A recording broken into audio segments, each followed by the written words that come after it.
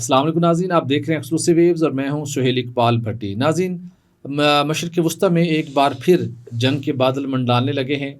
ایران کے خلاف امریکہ اور اسرائیل ایک مرتبہ پھر تیاریوں میں ہیں کہ کوئی بڑی اسٹرائک کی جائے، اور جبکہ ایران کی طرف سے بھی بھرپور تیاریاں ہیں کہ اگر امریکہ اور اسرائیل نے اس مرتبہ کوئی حرکت کی تو اس کو بھی پھر ایک صدیوں یاد رہنے والا جواب دیا جائے گا۔ لیکن صورتحال دوبارہ کافی گھمبیر اور کشیدہ ہوتی جا رہی ہے، اور کہا یہ جا رہا ہے کہ اگلے 2 سے 3 روز میں یا تو ابنائے ہرمز کھولنے کے حوالے سے بریک تھرو ہو سکتا ہے، بصورت دیگر اسرائیل اور امریکہ مل کر دوبارہ کوئی اسٹرائک کر سکتے ہیں۔ صورتحال کافی کرٹیکل ہو چکی ہے، جس کے اثرات ہم سب کو دکھائی دے رہے ہیں۔ انہی حالات کے پیش نظر پاکستان نے بجلی کی بڑھتی ہوئی طلب پوری کرنے کے لیے درآمدی گیس کا بندوبست کیا ہے۔ ایک کارگو پاکستان پہنچا ہے، کتنی اس گیس ریگیسیفائی کی جا رہی ہے، اور کب تک یہ کارگو ہماری پاور سیکٹر کی ڈیمانڈ کو پورے کر پائے گا، اس پر بات کریں گے۔ اور اس کے ساتھ آپ کو بتائیں گے ناظرین، ابنائے ہرمز بند ہونے کے نتیجے میں دنیا بھر کے اندر خام تیل اور پیٹرولیم مصنوعات کی قیمتیں آسمان سے باتیں کر رہی ہیں۔ حکومت نے گزشتہ روز ایک روز قبل پیٹرولیم مصنوعات کی نئی قیمتوں کا اعلان کیا۔ اس کے ساتھ ساتھ ہائی سپیڈ ڈیزل پر پرائسنگ فارمولہ بھی تبدیل کیا جا چکا ہے، اور پھر ایک میڈیا کے سیکشن کے اندر یہ امپریشن دینے کی کوشش کی گئی کہ ریفائنریاں اربوں روپے کا منافع کما رہی ہیں۔ ریفائنریوں نے منافع کتنا کمایا ہے، نقصان کتنا ہوا ہے، اصل بات ہے کیا، اور اس کو کون غلط رنگ دینے کی کوشش کر رہا ہے، اس پر بھی آج کی شو میں بات کریں گے۔ اور اس کے ساتھ آپ کو بتائیں گے ناظرین، ایک ایسے ملک کی کہانی جس نے بجلی کو مہنگا کرنے کی بجائے اپنے صنعتی، کمرشل، گھریلو اور تمام صارفین کو 1 نہیں 2 نہیں $3 ارب سبسڈی دینے کا فیصلہ کیا ہے۔ اور اس کے ساتھ ایک ایسے منصوبے کی بھی بات کریں گے، اس گیس پائپ لائن کی جس کی تعمیر کے اوپر $12 ارب خرچ آئیں گے، تاہم 3 سے 6 بلین کیوبک میٹر گیس کا بندوبست کر کے کون کون سے ملک اس کو استعمال کرنے کی تیاری کر رہے ہیں، اور ترکیہ کو ایران سے گیس کی سپلائی بند ہونے کے نتیجے میں کن مشکلات کا سامنا ہے، اس پر بھی آج کی شو میں بات کریں گے۔ اور آپ کو آج پتہ ہے کہ 1 مئی ہے، جہاں پر دنیا بھر کے اندر مزدوروں کا عالمی یوم منایا جا رہا ہے، ان کے حق میں ریلیاں نکالی جا رہی ہیں۔ وہیں پر 1 مئی 2025 کو آپ کو یاد ہوگا جب مارکہ حق کا جو سلسلہ ہے وہ شروع ہو چکا تھا، اور 1 مئی کو ٹلہ فائرنگ رینج کے اندر ایک بڑی پاکستان آرمی کی ایکسرسائز ہوئی تھی۔ وہاں پر اس وقت کے آرمی چیف سید عاصم منیر نے کیا خطاب کیا تھا، اور کیا اس دن صورتحال تھی، اس پر بھی آج کی شو میں بات کریں گے۔ مارکہ حق جس کو آج 1 سال پورا ہو چکا ہے، تو اس پر بات کرنے کے میرے ساتھ موجود ہیں سید خالد مصطفیٰ صاحب۔ خالد صاحب، آپ کا بہت شکریہ۔ ایران امریکہ کے حالات کافی کشیدہ ہیں، دوبارہ امریکہ اور اسرائیل مل کر ایران پر ایک بڑی اسٹرائک کی تیاری کر رہے ہیں۔ پریشر ٹیکٹک بھی ہو سکتا ہے، لیکن ان کی تیاریاں بھی دکھائی دے رہی ہیں۔ وہ کچھ بڑی اسٹرائکس کرنا چاہتے ہیں۔ کوشش اور دعویٰ یہ کیا جا رہا ہے عالمی میڈیا کے اندر کہ ابنائے ہرمز کو اوپر جو ایران کا کنٹرول ہے وہ ختم کیا جائے۔ ایران بھی پوری تیاری میں ہے، جتنا انہوں نے پہلے نقصان برداشت کیا ہے اور جتنا بھرپور جواب دیا ہے، وہ کہتے ہیں اس سے پہلے سے زیادہ بھرپور جواب آئے گا۔ لیکن اس ساری صورتحال کا دنیا کی معیشت سمیت پاکستان کے اوپر بھی بہت منفی اور گہرے اثرات مرتب ہو رہے ہیں۔ گزشتہ روز حکومت کو پیٹرولیم مصنوعات کی قیمتیں 1 روز پہلے نوٹیفائی کرنا پڑی۔ کیا اس کی وجہ تھی کہ 1 روز پہلے قیمتوں کو نوٹیفیکیشن جاری کیا گیا؟ ایکس ریفائنری جو پرائس ہے ڈیزل کی وہ کم ہوئی، فارمولہ بھی تبدیل کیا جا چکا پہلے، لیکن اس کے ساتھ یہ کہا جا رہا ہے کہ ہماری ریفائنریاں غیر منصفانہ طور کے اوپر اربوں روپے کا منافع کما رہی ہیں۔ اس کی کیا حقیقت ہے؟ واقعی ریفائنریوں نے ان قیمتوں کے جب قیمتوں میں اضافہ ہوا ہے، انہوں نے منافع صرف کمایا ہے، یا آپ کی انفارمیشن کے مطابق ان کو نقصان بھی ہوا ہے؟ بھٹی صاحب بہت بہت شکریہ۔ بھٹی صاحب، اس میں کوئی شک نہیں ہے کہ ابنائے ہرمز کا جو کرائسس ہے بڑا فرام بیڈ ٹو ورس کے سفر پر ہے، اور اس کی وجہ سے پوری دنیا کی جو میجر اکانومیز ہیں ان کی نہ صرف جو اسٹاک ایکسچینج میں جو کمپنیز ہیں وہ بڑا نقصان برداشت کر رہی ہیں، بلکہ بہت زیادہ جو لاجسٹک کی جو پراسیس ہیں وہ بڑھ گئی ہیں، ٹرانسپورٹیشن کاسٹ پوری دنیا میں بڑھتی چلی جا رہی ہے. اس کے علاوہ سب سے زیادہ ایئر لائنس جتنی بھی ہیں کمپنیز ہیں پوری دنیا کو، ان کو بہت زیادہ نقصان کا بھی سامنا ہو رہا ہے. اور as far as the country like Pakistan is concerned, تو پاکستان میں بھٹی صاحب اس کے بہت خوفناک قسم کے جو ہے نا جو نتائج آ رہے ہیں. اس کی مین وجہ یہ ہے کہ ابھی حال ہی میں اسٹیٹ بینک آف پاکستان نے ڈسکاؤنٹ ریٹ جو ہے وہ بڑھا دیا 100 بیسک پوائنٹس. اور اس کی وجہ سے ہوتا کیا ہے صاحب، 100 بیسک پوائنٹس پڑھتے ہیں بھٹی صاحب، تو اس سے آپ کی جو ڈیٹ سروسنگ ہے وہ بڑھ جاتی ہے، لونز بڑھ جاتے ہیں، اور انفلیشن بھی جو ہے نا وہ نہیں تھمتی. اور ابھی تو آئی ایم ایف یہ کہہ رہا ہے کہ آپ اپنے جو روپیہ ہے اور جو ڈالر کے درمیان جو ہے پیرٹی ہے اس کو بہتر کریں، اور روپیہ آپ کا اوور ویلیوڈ ہے. تو اگر اس کو صحیح کیا گیا تو بھٹی صاحب ایک بہت خوفناک قسم کا طوفان آئے گا انفلیشن کا پاکستان میں. اور پاکستان میں جو جتنی بھی امپورٹس ہو رہی ہیں آئل پروڈکٹس کی، کروڈ آئل کی، وہ بہت زیادہ اس کی کاسٹ بڑھ چکی ہوئی ہے. پاکستان میں جو کبھی کبھار ایل سی کی جو اماؤنٹ ہوا کرتی تھی کھولنے کی وہ $40 ملین تھی، اب $100 ملین تک پہنچ چکی ہوئی ہے. اس کا مطلب یہ ہے کہ جو پریمیم ہے وہ بھی بڑھ چکا ہوا ہے. کبھی یہ 0.25% ہوتا تھا، اب 12% تک جا چکا ہوا ہے. انشورنس کور کی بات کر رہا ہوں ساری. تو کہنے کا مطلب ہے کہ حالات جو ہے ہمارے لیے خاص کر بہت ہی جو ہے نا اس کا بڑا خوفناک امپیکٹ آ رہا ہے. یہاں پہ اب یہ ہو رہا ہے کہ میں دیکھ رہا تھا کہ فیصل آباد میں لوگوں نے اپنے کچھ یونٹس میں سے کئی بندوں کو فوراً سے پہلے نکال دیا ہے کیونکہ ان سے تنخواہیں دینے کے لیے پیسے نہیں رہے اب. تو یہ ہے ریپل جو ہے نا کیسکیڈنگ افیکٹ آ رہا ہے پاکستان میں بڑا خوفناک. تو یہ اگر جاری و ساری رہتا ہے 1 مہینہ تو میں سمجھتا ہوں کہ بہت خوفناک قسم کا انریسٹ ہو سکتا ہے پاکستان میں. جب انریسٹ والی کیفیت ہے بھٹی صاحب تو اس میں سب سے بڑا جو سٹیک ہولڈر ہے آئل اینڈ گیس سیکٹر میں اور کروڈ آئل کو مہیا کرنے میں، اویلیبل کرنے میں جو پیٹرولیم پروڈکٹس ہے، اس میں سب سے امپورٹنٹ جو آپ کا سیکٹر ہے وہ ریفائننگ سیکٹر ہے، اور بہت بڑا یہ اسٹریٹجک سیکٹر ہے. میں آپ کو یہ بتانا چاہتا ہوں کہ 2002 سے لے کر 2021 تک جو فارمولہ تھا اس کی بیسس پہ یہ تمام کی تمام ریفائنریز لاس میں رہی ہیں. کبھی بھی گورنمنٹ نے آ کے ان کو بیل آؤٹ نہیں کیا. ٹھیک ہے نا. پھر بھٹی صاحب اپ گریڈیشن کا ایک جو تھا نا براؤن فیلڈ جو تھا نا ایک ریفائننگ پالیسی آئی، اس کے حوالے سے اپروو ہوگی، سب کچھ ہو گیا. اور وہ جب ریفائننگ پالیسی اپروو ہوئی تو اس میں تمام جو سٹیک ہولڈرز تھے، ایون ایف بی آر کے لوگ، منسٹری آف فائنانس کے لوگ، ان کی اس میں جو تھی نا انوالومنٹ بھی تھی اور اس میں ان کا گو ہیڈ تھا. لیکن ہوا کیا بھٹی صاحب، کوئی ایسی خوفناک سازش ہوئی پاکستان کے خلاف، میں کہتا ہوں پاکستان کے خلاف سازش ہوئی کہ کچھ لوگ بیٹھے ہوئے ایف بی آر میں، انہوں نے جب بجٹ بن رہا تھا 2024 کا جون میں، انہوں نے اس میں ایک خاص قسم کی تبدیلی کی جس کو کہتے ہیں سیز ٹیکس ایگزمپشن. وہ انہوں نے اپروو کر دیا. اس سے جتنی بھی وہ ظاہر ہے جب وہ اپروو کر دیا آپ نے تو from that day up till now ہر سال 35 ارب روپے کا نقصان ہو رہا ہے ریفائنریز کو. ٹھیک ہے نا جی. کیونکہ وہ جو بھی چیزیں باہر سے منگواتے ہیں، کروڈ آئل منگواتے ہیں یا او ایم سیز باہر سے فنش پروڈکٹس بناتی ہیں، تو اس پہ وہ سیز ٹیکس دیتی ہے، لیکن وہ اس کو ریٹریو نہیں کر سکتے. ان پٹ جو ہے ان کا وہ ایڈجسٹمنٹ نہیں ہو پا رہی صرف سیز ٹیکس ایگزمپشن کی وجہ سے. اور جو اپ گریڈ کا جو پروجیکٹ تھا $6 ارب کا، وہ بھی تعطل کا شکار ہے ٹھیک اس وجہ سے. تو یہ تو ایک 35 ارب روپے کا یہ نقصان لگا دے جو پہلے جو نقصان لے رہا تھا، یہ اس کے علاوہ کا نقصان ہے. ٹھیک ہے نا.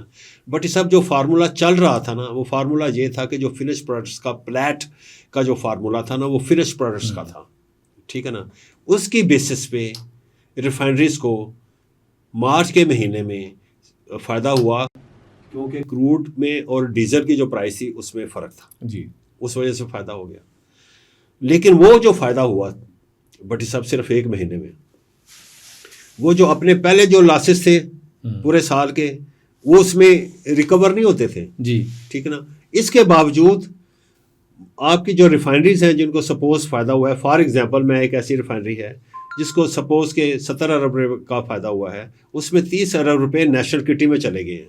اچھا ٹیکسیشن کی مد میں. ٹھیک ہے بھٹی صاحب پھر جو پیچھے 40 ارب روپیہ رہ گیا، 40 ارب روپیہ میں سے بھٹی صاحب جو ڈیویڈنڈس ہیں جی 60% جی پر شیئر وہ بھی گورنمنٹ کے پاس چلے گئے. ٹھیک. تو پیچھے کتنا رہ گیا؟ 10 ارب روپے میں کیا کھیلنا کسی نے. ٹھیک ہے نا. تو اتنا خوفناک پراپوگنڈا ریفائنریز کے خلاف ہو رہا ہے. اور پھر جب بھٹی صاحب پرائسز بہت زیادہ بڑھی ہیں انٹرنیشنل مارکیٹ میں، تو پھر کیا کیا گورنمنٹ آف پاکستان نے فارمولا چینج کر دیا. وہ فارمولا تھوڑا سا مجھے ہمارے ناظرین کو یہ ضرور بتائیے، جب 28 فروری کو سنیریو ڈیولپ ہوا، قیمتیں بڑھنا شروع ہوئیں، اور مارچ کے اندر جو فارمولا تھا اس وقت جو کریک سپریڈ کے اندر رہتے ہوئے کتنے پرسنٹیج کا ڈفرینس آ رہا تھا، اور کریک سپریڈ کو تھوڑا سا ہمارے ویورز کو سمجھا بھی سکیں یہ کیا ہے جس کا ایک سٹیج پہ ایڈوانٹیج ملا، اور اس کے بعد کریک سپریڈ کم ہوا تو اس کے نتیجے میں ان کو کافی نقصان ہوا. وہ تھوڑا سا ہمارے ویورز کو اگر آپ ایکسپلین میں بتاتا ہوں. کریک کہتے ہیں بیسیکلی جو امپورٹڈ کروڈ آئل کی پرائس ہے، ٹھیک ہے، جو لینڈر پرائس ہے. ٹھیک ہے نا. اس وقت بہت زیادہ ہائر سائڈ پہ بھی تھی، یعنی کہ اگر $130 تک دبئی پرائس چلی گئی تھی. میں برینڈ کی بات نہیں کر رہا، دبئی کی بات کر رہا ہوں، کیونکہ وہاں سے ہم عرب لائٹ کروڈ منگواتے ہیں، تو وہی پرائس پاکستان میں ریفرنس پرائس کے طور پہ استعمال ہوتی ہے. تو اس میں بھٹی صاحب چونکہ وارث سرچارج بڑھ گیا تھا، آپ کا انشورنس کور بڑھ گیا تھا، فریٹ چارجز بڑھ گئے تھے. ٹھیک ہے نا. تو اس طرح جو پریمیم تھا وہ $10 بڑھ گیا تھا. تو اگر وہاں پہ $130 کا وہ اٹھاتا ہے، ریفائنری اٹھاتی ہے، تو جو لینڈڈ کاسٹ ہوتی ہے وہ $140 پر بیرل کی ہوتی ہے. اور ڈیزل سپوز کہ $170 کا تھا پر بیرل. تو جو فرق تھا 140 اور 170 کا وہ جو تھا نا بہت زیادہ فرق پڑتا ہے. نہیں 130 کا، وہ جو 125 یا 30 کا تھا جو بھی تھا، اس میں جو فرق تھا، تو وہ جو ہے نا وہ کریک ہے. ٹھیک ہے نا. اب جو اپریل میں 30 میں جو آیا وہ 110 کا تھا ہمارا کروڈ. ٹھیک ہے نا. اور 160 کا تھا شاید، 110 کا تھا اور 165-70 کا تھا ڈیزل. تو جو ڈفرینس آ رہا تھا وہ $60 کا آ رہا تھا. بٹ سب کریک ہے $60 کا کریک ہے. لیکن انہوں نے کیا کیا ہوا ہے، انہوں نے کریک جو ہے، ڈیزل کریک جو ہے، جو ڈیزل کا جو کریک ہے وہ $60 کا آ رہا تھا، اس کو انہوں نے کیپ کر دیا گورنمنٹ آف پاکستان نے. کہاں پہ بلا؟ $41.5 پہ. اوکے. ٹھیک ہے نا. تو $20 کا تقریباً $19 کا یہ لاس ہو گیا نا جی ریفائنریز کو. ٹھیک ہے نا. تو اس لاس کی وجہ سے پھر جو آپ نے جو فارمولا ہے، دوسری بات یہ ہے کہ جو امپورٹڈ پرائس ہے وہ بھی صحیح کیلکولیٹ نہیں ہو رہی. اوکے. ٹھیک ہے نا. پریمیم جو ہے وہ جو ہم جامبو سے منگوا رہے ہیں، اس کا پریمیم جو ہے نا $30 کا ہے، اور یہ $3 کا کر رہے ہیں. تو پھر کریک ہی جو ہے وہ کوسچنیبل ہو جاتا ہے. ایگزیکٹلی. جب وہ کوسچنیبل ہو جاتا ہے تو پھر ریفائنریز کو لاس ہو رہا ہے. اگر انہوں نے مارچ کے مہینے میں جو پروفٹ ہوا ہے وہ بھی میں نے ایکسپلین کیا کہ زیادہ فائدہ کس کو ہوا ہے؟ Government of Pakistan. ٹھیک ہے نا. اور اب یہ لاس میں گئی ہیں اپریل کے مہینے میں. اور یہ جو فارمولا چینج ہوا ہے، یہ بھٹی صاحب یہ فارمولا جو ہے یہ ریفائنریز ہیو کم فارورڈ، اور انہوں نے بیل آؤٹ کرنے کے لیے گورنمنٹ آف پاکستان کو والنٹیئر کیا ہے. اس والنٹیئر ہونے کے نتیجے میں جو لاس ہوا ہے وہ $24 ارب کا صرف اپریل کے مہینے میں ہو گیا. ٹھیک ہے نا. اور ریفائنریز کو یہ مسئلہ ہے کہ اگر یہ پرزسٹ رہتا ہے یہ والا فارمولا اور یہ کنٹینیو رہتا ہے تو ہم بریک ایون بھی نہیں کر سکیں گے. ہو سکتا ہے ہم پھر نیگیٹو زون میں چلے جائیں. ٹھیک ہے نا. اوپر سے جو $35 ارب کا جو لاس ہو رہا ہے سیلز ٹیکس ایگزمپشن وہ جاری و ساری ہے. ٹھیک ہے نا. تو میرا کیس یہ ہے کہ پیٹرولیم منسٹر صاحب تو پوری طرح آگاہ ہیں اس چیز پہ. انہیں گورنمنٹ آف دا ڈے جو ہے اس کے تمام جو بیوروکریسی ہے وہ پرائم منسٹر ہاؤس میں بیٹھتی ہے یا کیبنٹ میں جو بڑے فن خان قسم کے منسٹر ہیں، انہیں وہ جا کے کیوں نہیں بتاتے کہ ریفائننگ سیکٹر جو ہے یہ تو لاس ہی جو ہے نا بریو کر رہا ہے، لاس ہی جو ہے نا فیس کیے جا رہا ہے. ایک مہینے میں صرف پرانا جو فارمولا تھا پلیٹ کے حوالے سے وہاں پہ ان کو تھوڑا سا ریلیف ملا ہے، لیکن اس میں بھی سب سے زیادہ جو فائدہ ہوا ہے گورنمنٹ آف پاکستان کو ہوا ہے.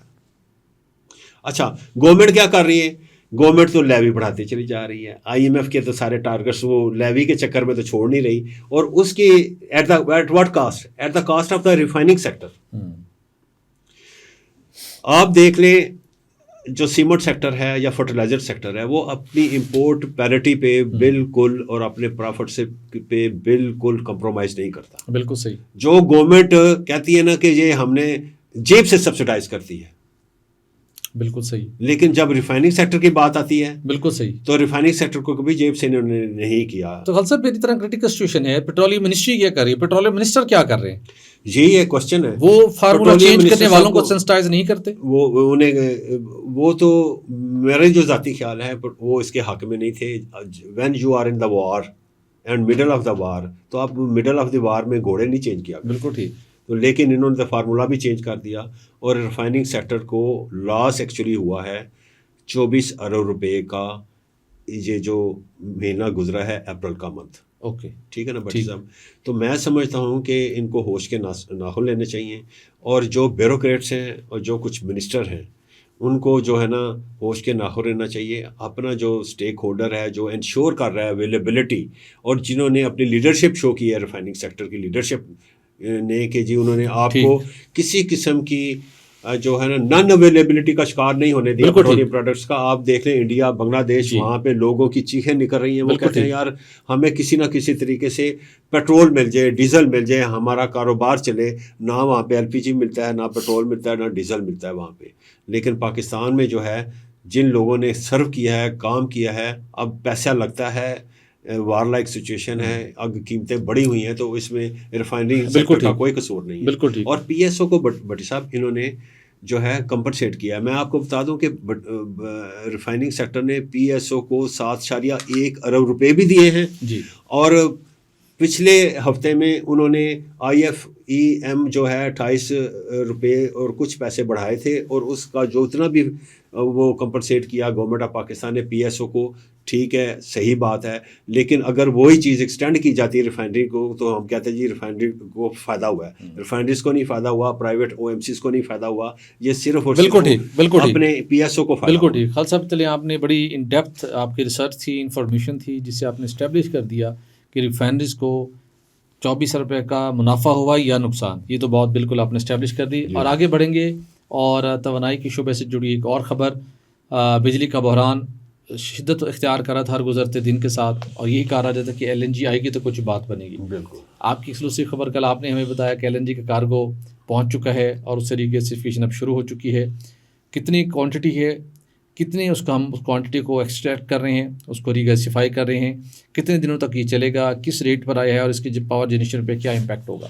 بڑی صاحب آپ کو یاد ہوگا کہ 24 اپریل کو میرے خیال میں بیڈز وغیرہ کھلی تھی, جو انہوں نے کال کی ہوئی تھی. یہ 3 کارگوز منگوانا چاہ رہے تھے.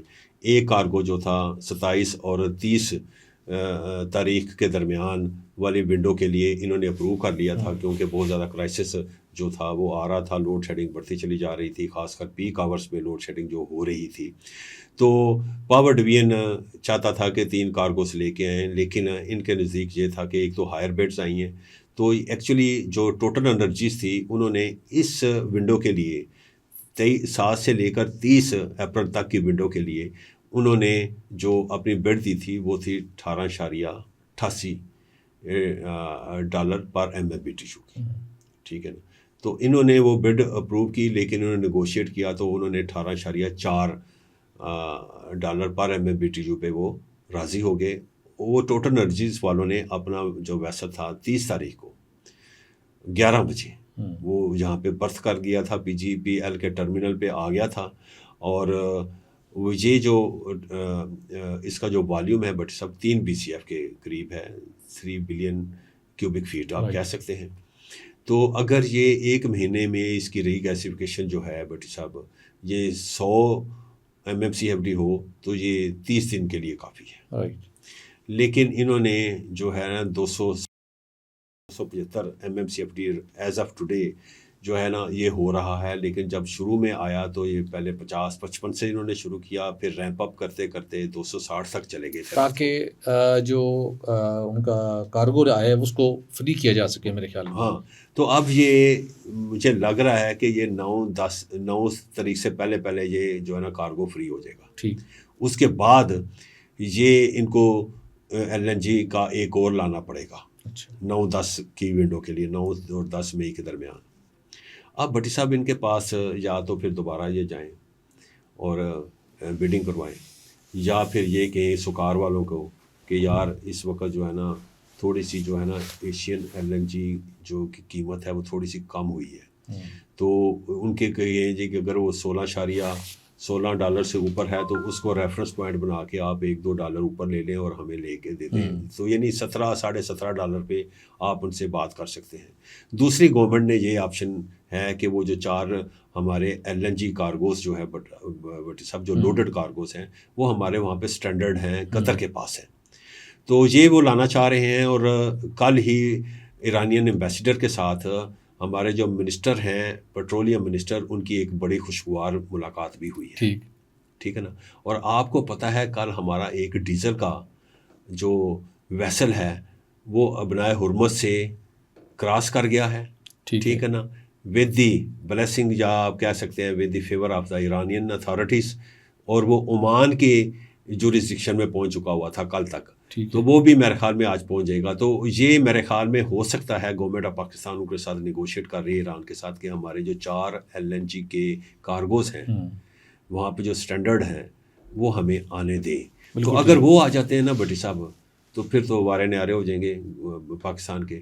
لیکن ابھی میں دیکھ رہا تھا کہ جو اویس احمد خان لغاری صاحب ہیں وہ بڑے خوش ہیں. وہ کہتے ہیں جی لوڈ مینجمنٹ زیرو ہو چکی ہوئی ہے، کوئی ہم لوڈ مینجمنٹ نہیں کر رہے. بالکل صحیح. ہمیں جو RLNG مل رہی ہے 275 MMCFD، تو معاملات جو ہیں اوپر سے 6000 میگا واٹ جو ہیں وہ ہائیڈروجنیشن بن رہی ہے بھٹی صاحب. تو ان کا مسئلہ جو ہے نا اوپر سے دن کے وقت تو ہمیں سولر جو ہے وہ بچا رہی ہے جو 7000 میگا واٹ ہے، اور جو آف دی گریڈ ہے وہ 13000 میگا واٹ ہے. تو وہ بھی ہمیں کافی سپورٹ کر رہا ہے سسٹم کو. رات کو مسائل ہوتے تھے کہ ہمیں جو لوڈ بیسڈ پاور پلانٹ چلانے تھے RLNG کے، تو وہ ہمیں پرابلم آ رہی تھی. تو وہ اب جو ہے نا RLNG بھی اویلیبل ہو گئی ہے. تو یہ تھوڑا سا مسئلہ زبردست یہ مسئلہ ریزالو ہو گیا. اور اگرچہ کہ اس کی ہمیں بھاری قیمت بھی فیول کاسٹ قیمت بھی چکانا پڑے گی، لیکن آگے بڑھتے ناظرین، مارک ہیک آپریشن کو آج 1 سال مکمل ہو چکا ہے. خالد صاحب 1 مئی 2025 ایک بڑی مختلف فضا تھی. 1 سال کے اندر پورا منظرنامہ، پورے حالات و واقعات تبدیل ہو گئے. اس کی تبدیلی کی وجہ کیا بنی؟ افواج پاکستان.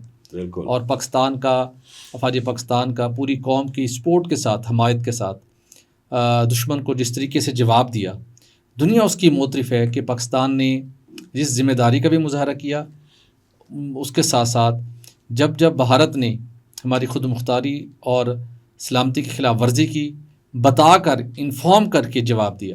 بالکل. تو 1 مئی آپریشن اس مارک حق کے حوالے سے بڑا خاص دن ہے، اس لیے کہ 1 مئی 2025 کو ٹلہ رینج میں ایک ہیمر سٹرائک، ایک فوجی مشقیں کی گئیں. اچھا. اور اس وقت بالکل فضا بنی ہوئی تھی، جنگ کی فضا تھی، اور بھارت پوری طرح تیاری میں تھا، موقع ڈھونڈ رہا تھا پہلگام فالس فلیگ آپریشن کی آڑ میں. اور ہم اس کو باور کرا رہے تھے مسلسل کہ پہلگام فالس فلیگ آپریشن ہے، آپ کے پاس ثبوت ہیں، ہمیں پیش کریں. جب آپ نے بتایا کہ پہلگام میں واقع ہوا ہے، پاکستان نے مذمت کی، آئیں کسی نیوٹرل مقام پہ بیٹھ کے بات کرتے ہیں. لیکن چونکہ کوئی ثبوت نہیں تھے، فالس فلیگ تھا پہلگام، تو اس نے اپنے مذموم مقاصد کی تیاریوں میں تھا. تو افواج پاکستان بھی پاکستان کے تحفظ اور دفاع کے لیے دن رات چوکس تھیں، ہر لمحہ تیار ہیں اور ہمیشہ تیار رہیں گی. ہم نے پھر اس دن یہ ہیمر سٹرائک ٹلہ رینج میں ایک مشقوں کا اہتمام کیا، جہاں پر اس وقت آرمی چیف، جن کو فیلڈ مارشل کا ٹائٹل نہیں ملا تھا، جن کو ملنا تھا آنے والے دنوں میں، یہ اعزاز، وہاں پر گئے اور انہوں نے وہاں پر 2 ٹوک انداز میں کہا کہ اگر بھارت نے پاکستان کے خلاف کوئی مہم جوئی کی تو اس کو بر وقت اور فیصلہ کن جواب دیا جائے گا. بالکل صحیح فرمایا. ٹھیک ہے جی. وہاں پہ انہوں نے بڑے پرجوش انداز میں یہ تقریر کی تھی اور بڑا واضح پیغام تھا. لیکن مودی جس کی عقل پر پردہ پڑا ہوا تھا, جو اپنے مقاصد حصول کے لیے اور ہندتوا اس کے دماغ پر سوار تھا, الٹیمیٹلی وہ نہیں چلا. اور پھر اگلے دنوں میں 6 مئی کو اس نے حرکت کی اور پھر دنیا نے دیکھا کہ رفیل طیارے بھی زمین بوس ہوئے, اس کے دیگر طیاروں کو بھی ہم نے پھر مار گرایا. تو اس دن ہم نے بڑا واضح پیغام دیا تھا. اور 1 مئی سے پھر ہر گزرتے دن کے ساتھ سچویشن بہت زیادہ ٹینس ہوتی جا رہی تھی. اور اسی دوران ہی پھر کچھ ایسے مقام بھی آیا کہ دنیا نے رپورٹ کیا کہ انڈیا اور پاکستان کے جو فائٹر جیٹس ہیں, ٹوٹل ان کی مجموعی تعداد 100 سے زیادہ ہو گئی تھی, تو وہ یک وقت فضا میں تھے. انڈیا کے پاس بڑی معیشت ہونے کا دعویٰ تھا, بڑی فوج ہونے کا دعویٰ تھا, کھربوں ڈالر کا اسلحہ ہونے کا دعویٰ تھا, جدید جنگی طیارے رفیل ہونے کا دعویٰ تھا, S-400 ہونے کا دعویٰ تھا, برہموس کا دعویٰ تھا. لیکن پھر پاکستان نے آنے والے دنوں میں جو کچھ کیا وہ ہم ہر گزرتے دن کے ساتھ ڈیٹ وائز ٹائم لائن کے ساتھ وہ ڈیٹیل شیئر کیا کریں گے. لیکن آج بھی نریندر مودی اور بھارتی حکام 1 مئی 2025 کو جب یاد کرتے ہوں گے, اور ویڈیو کلپس پبلکلی موجود ہیں جہاں پر فیلڈ مارشل سدھاسیہ منیر نے بھارت کو 2 ٹوک انداز میں واضح پیغام دیا تھا کہ ادھر میلی آنکھ سے مت دیکھنا. بالکل صحیح فرمایا. اگر آپ نے دیکھا, اگر کوئی آپ نے حرکت کی تو آپ کو بر وقت اور فیصلہ کن کارروائی کا سامنا کرنا پڑے گا, اور پھر ایسا ہی ہوا. بٹ سب میں کہتا ہوں کمال ہو گیا تھا. اور ہماری جو پاکستان ایئر فورس ہے انہوں نے جو یوٹیلائز کیا تھا طیارہ بھٹی صاحب, وہ طیارہ تھا J-10C. J-10C چائنا کا بنایا ہوا طیارہ تھا. اور بھٹی صاحب اس میں ہمارے جو تھا JF-17 تھنڈر, انہوں نے بڑے اہم رول ادا کیا تھا. اور پھر ہم نے جو ان کو کہہ کے ہم نے جو لاک کیے تھے اس وقت, وہ ہم اس وقت کی رپورٹس کے مطابق 6 تھے جی جو ہم نے مار گرائے تھے. لیکن جو ہی یہ ہم نے مار گرائے تو پتہ چلا کہ جو چائنا کے بنائے ہوئے طیارے ہیں, جس کمپنی بنائے تھے اس کے شیئرز بہت زیادہ بڑھ گئے تھے J-10C کے. اور رفیل کے جس کمپنی نے بنائے تھے رفیل طیارہ, اس کے شیئرز بڑے تیزی سے نیچے گرے تھے. اور وہ آج بھی جو ہے وہ کمپنی ان سے ناراض ہے, پاکستان انڈیا کے ساتھ ناراض ہے کہ آپ کو چلانا بھی نہیں آتا طیارہ ہمارا, جبکہ طیارہ ان سے بہتر تھا. لیکن یہ ہے ڈپینڈ کرتا ہے بھٹی صاحب کہ چلا کون رہا. بالکل ٹھیک. تو وہ ہمارے پاکستان آرمڈ فورسز کا جو ونگ ہے ایئر فورس, ان کے پائلٹس نے اپنی جوان مردی سے اور کمال مہارت سے ان کو چلایا. اور اس کی وجہ سے چائنا کا جو طیارے کا پروفائل بہت زیادہ بڑھ گیا ہے. بالکل صحیح. اور چائنا اس کی وجہ سے شکر گزار بھی ہے پاکستان کا بھٹی صاحب. جی. اور میں سمجھتا ہوں کہ آنے والے دنوں میں جو چائنا اور پاکستان کا بانڈ ہے, جو ڈیفنس بانڈ ہے, یہ اسٹرینگتھن ہوگا. اور جو ہم نے جو ان کا جو سیٹلائٹ تھا, جو ہماری جو کلنگ مشین تھی, اس نے بڑا اہم رول ادا کیا تھا. ویسے بھٹی صاحب ڈونلڈ ٹرمپ جو ہے وہ اس کے پاس انفارمیشن جو ہے اپنے سیٹلائٹس کے تھرو بھی گئی تھی. وہ کہتا ہے کہ یہ 7 نہیں گرائے پاکستان نے انڈیا کے, یہ 11 ہیں. 11 ہیں. بالکل. تو یہ نقصان جو ہے بڑا خوفناک نقصان مودی کو ہوا ہے, انڈیا لیڈ بائی مودی اس کو ہوا ہے. لیکن وہ ماننے کو تیار نہیں ہے. لیکن اب پوری دنیا مان چکی ہے جی, پوری بھارتی عوام مان رہی ہے جی. یس بالکل دنیا. اور اس وقت کا میڈیا جو تھا جو بڑا ہاکش تھا وہ بھی مان گیا. بالکل ایسا, وہ بھی مان گئے. تو ناظرین, یہ مارکہ حق کی داستانیں جو پاک فوج کی بہادر سپوتوں نے رقم کی اور پاکستان کے دفاع کے لیے, پاکستان کے تحفظ کے لیے, اس وقت بھی وہ ہمیں متحرک دکھائی دیے, سرگرم دکھائی دیے, اور آج بھی. اور آنے والے دنوں میں بھی پاکستان کے عزت و وقار, سبز ہلالی پرچم کی عزت و وقار کے لیے اسی طریقے کے ساتھ یہ دشمن کو جب وہ اس پاک سرزمین کی طرف میلی آنکھ سے دیکھے گا, اس کو یوں ہی بر وقت اور فیصلہ کن جواب دیا جائے گا. ناظرین, آج کے لیے اتنا ہی. ہمیں دیجیے اجازت. ہمارے چینل کو لائک اور سبسکرائب کرنا مت بھولیے گا. اللہ حافظ.